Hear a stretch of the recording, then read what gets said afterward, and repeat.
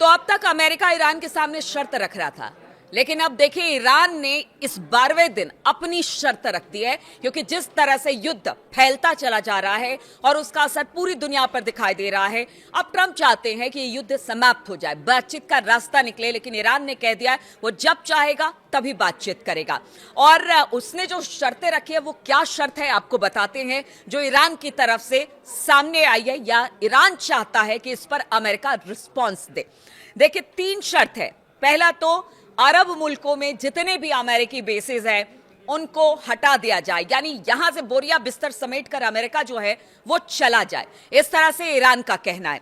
दूसरी शर्त है कि जो अब तक बर्बादी ईरान में हुई है उसकी भरपाई या भुगतान अमेरिका करे, तब जाकर वो सोचेंगे, यानी कि ईरान सोचेगा कि इस युद्ध को खत्म करना है।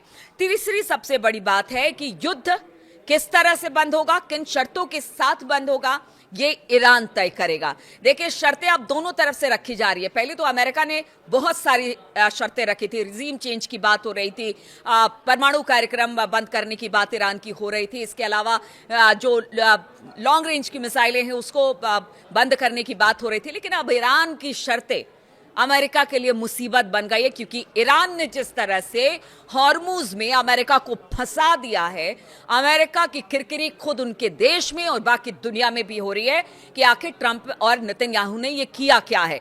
अब देखिए लेटेस्ट हमला आपको बताते हैं। आपसे कुछ देर पहले बताया जा रहा है कि कतर में जबरदस्त तरीके से हमला किया गया है, क्योंकि देखिए कतर जो था वो अमेरिका, इजराइल और इधर अगर अमेरिका और ईरान की बात की जाए उसके बीच में मध्यस्थता कर रहा था। लेकिन जिस तरह से कतर में लगातार हमले हो रहे हैं, कतर ने कह दिया है कि ऐसे में अगर हमला बंद ईरान नहीं करता है तो फिर मध्यस्थता की तो बात छोड़ दीजिए, हम भी अपनी तरफ से ईरान पर हमला कर सकते हैं। यानी कतर ने भी अब अपने आंख दिखाए हैं। देखिए पीछे कुछ दिनों में हमने देखा 7-8 देश खाड़ी देश के हैं जो कि इस वक्त त्राहिमाम कर रहे हैं।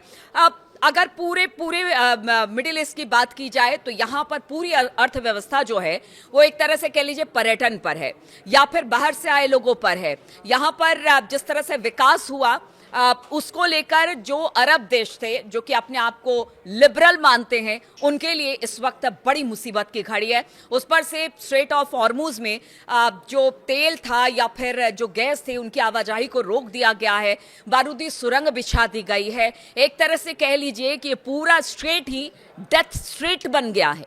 यहाँ पर कभी भी कोई भी बड़ा हमला और उसके बाद किस तरह से नावें उड़ रही हैं, क्योंकि जहाज पीछे हमने देखा कि दावा था अमेरिका का कि उन्होंने 16 ईरानी जहाज़ों को उड़ा दिया। इसी तरह से ईरान का कहना है कि अगर यहां से एक भी जहाज निकला तो फिर उसे भी खत्म कर दिया जाएगा। तो ईरान अब पूरी तरह से उसने एक स्ट्रेटेजी बनाई थी और ये स्ट्रेटेजी अब जो जानकार हैं या वॉर एक्सपर्ट है वो बता रहे हैं कि देखिए इसको एट्रिशन नीति कहा जा रहा है। एट्रिशन नीति होता क्या है, यानी धीरे धीरे थकाने की नीति। सामने वाले को आप इतने धीरे धीरे मारिए कि उनकी कमर खुद ही टूट जाए, यानी धीरे धीरे हमला कर रहा है, धीरे धीरे अपनी स्ट्रेटेजी बना रहा है। पहले उसने जगह जगह एयर बेसिस थे ईरान के, जो इजराइल के थे या फिर अमेरिकी ठिकाने थे, उनको हमला किया।